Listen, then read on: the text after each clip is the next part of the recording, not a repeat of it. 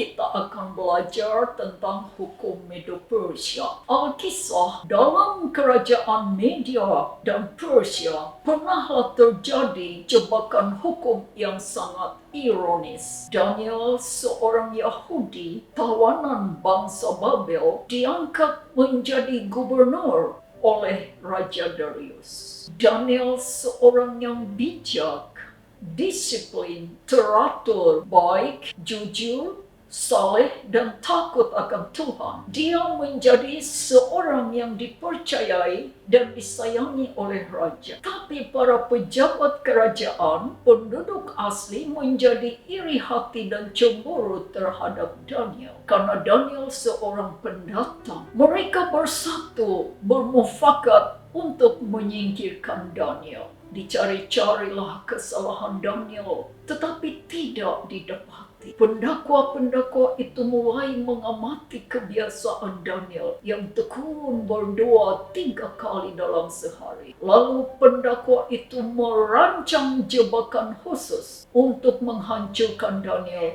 melalui ibadahnya itu. Mereka membujuk raja supaya membuat hukum melarang orang berdoa kepada Tuhannya selama 30 hari. Permohonan doa hanya bisa dipanjatkan kepada raja. Mereka meyakinkan raja dengan peraturan ini orang akan semakin takut kepada raja dan kekuasaan raja akan semakin kuat. Maka raja pun mengeluarkan undang-undang itu.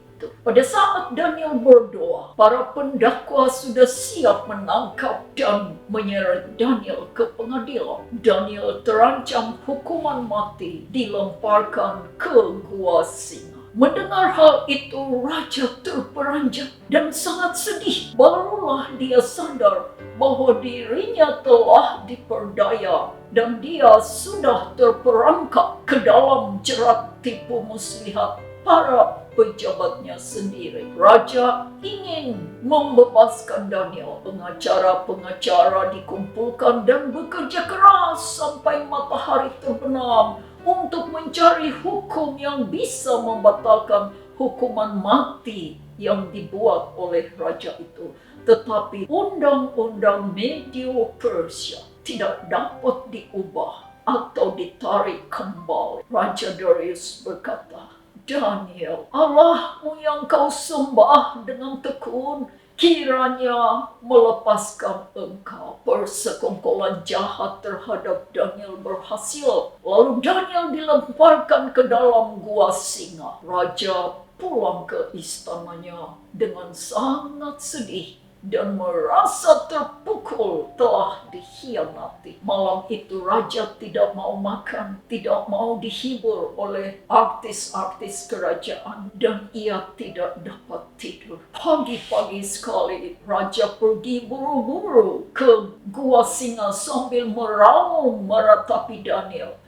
Daniel, Daniel, hamba Allah yang maha tinggi. Daniel, Daniel, hamba Allah yang hidup. Allahmu yang engkau sembah dengan tekun itu, telah sanggupkah ia melepaskan engkau dari singa-singa itu? Tiba-tiba raja dikagetkan oleh suara Daniel yang ternyata masih hidup. Allahku telah mengutus malaikatnya untuk mengetupkan mulut singa-singa itu, sehingga mereka tidak mengapa-apakan aku, karena aku tidak bersalah di hadapannya dan juga terhadap raja. Raja langsung memberi perintah untuk mengangkat Daniel dari gua itu, dan diperiksa, tidak ada luka sedikit pun. Para penuduh beserta anak istri mereka dilemparkan ke gua singa. Belum lagi mereka sampai ke dasar gua, singa-singa itu telah menerkam mereka. Kalau hukum buatan manusia saja tidak bisa dirubah